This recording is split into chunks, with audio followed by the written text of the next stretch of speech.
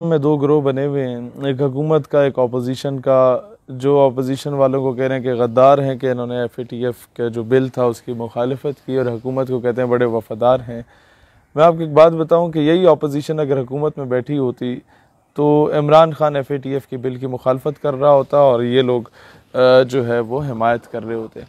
मसला ये नहीं है कि इनमें से गद्दार कौन है कौन नहीं है, ये वही लोग हैं जो पिछले दौर में हुकूमत में थे और आधे वही लोग पार्टी चेंज करके आ गए हैं। ये वही लोग हैं जो बूट चेंज होता है, पॉलिश वही रहती है और ब्रश जो है वो भी वही रहता है।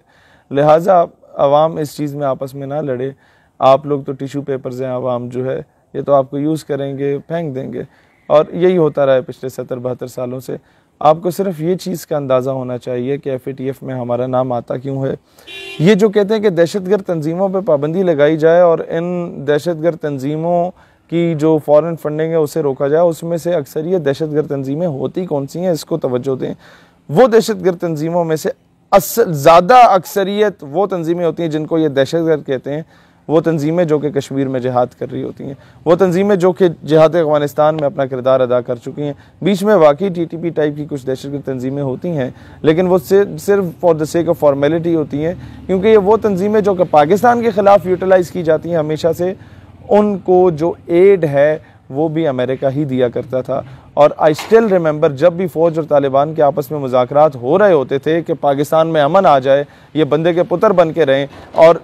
पाकिस्तान में जो collateral damage with in Pakistan होता था, सिविलियन भी शहीद हो रहा है, फ़ौजी भी शहीद हो रहा है, ट्राइबल एरियाज़ का बंदा भी शहीद हो रहा है, जब भी मुज़ाकरात कामयाबी के करीब होते थे तो ये अमरीकी हरामजादे जो होते थे ड्रोन स्ट्राइक करके तालिबान कमांडर को मार दिया करते थे TTP के, और फिर ये दंगे फसाद शुरू हो जाते थे। और ये दोनों तरफ से इस तरह का किया जाता था, और वहाँ पर उन्हें फंडिंग भी दी जाती थी against Pakistan and Pakistan armed forces. और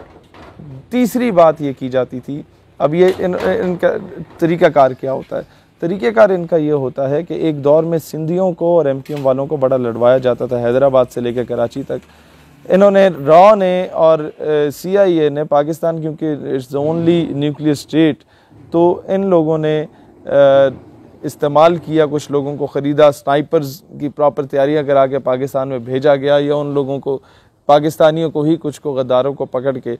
करते क्या थे कि दिन को ये मारते थे 2 सिंधी और रात को मारते थे 2 महाजिर, और ये जो हैं आपस में लड़ना शुरू हो जाते थे। इसी तरीके से एक धमाका इमाम बारगाह में करते थे, दूसरा धमाका किसी मदरसे में करते थे, और पूरा शहर जो है वो फ़िरका वाराना फसादात की लपेट में आता था। इस वक्त भी कुछ ऐसे थर्ड क्लास किस्म के इन लोगों ने वो क्या कहते हैं किराए के लोग ख़रीदे हुए हैं, जिनका काम सिर्फ ये होता था उन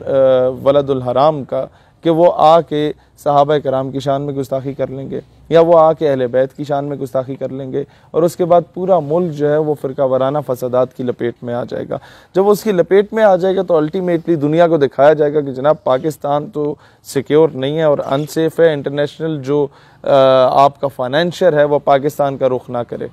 दूसरा काम क्या किया जाता था कि ज़ाहिर है ये आपकी फूफी के बच्चे तो हैं नहीं, ये तो आपके दुश्मन हैं, इन्होंने तो आपको डिस्टेबलाइज़ करना है, ये आपको कर्जा देंगे, कर्जा दे के आपको ब्लैकमेल करेंगे। तो जितने भी लोग जिहाद कर रहे हैं कश्मीर में इन अ ट्रू सेंस, उन पे सैंक्शंस ये लोग लगवाते हैं आपके FATF की ज़द में, या IMF के लोन्स दे के, वर्ल्ड बैंक के लोन दे के, उस आगे आपके ये शराइत रख लेते हैं कि जनाब इंडिया के ख़िलाफ़ नहीं बोलना, अमेरिका के ख़िलाफ़ नहीं बोलना, इजराइल के ख़िलाफ़ नहीं बोलना। फिर क्या होता है कि अब जो 2023 में तुर्की में खिलाफत का दौर दोबारा एक नवीद सुनाई जा रही है कि शुरू हो सकता है, उसके बाद राह हमवार की जा सकती है, उससे पहले इन्होंने हर मुल्क से इजराइल को एक्सेप्ट करवाने का मुतालबा करना शुरू कर दिया है। अब वो मुतालबे किस तरह होते हैं, इन लोगों के बड़े बड़ों के शेख और ये जो होते हैं इन लोगों के हाकिम वक्त, वो होते तो औरत और शराब के पुजारी हैं। इजराइली लड़कियों के आगे ये लोग ज़ेर हुए हुए होते हैं, और वो वीडियोस रिकॉर्ड होती हैं, इन लोगों को ब्लैकमेल किया जाता है,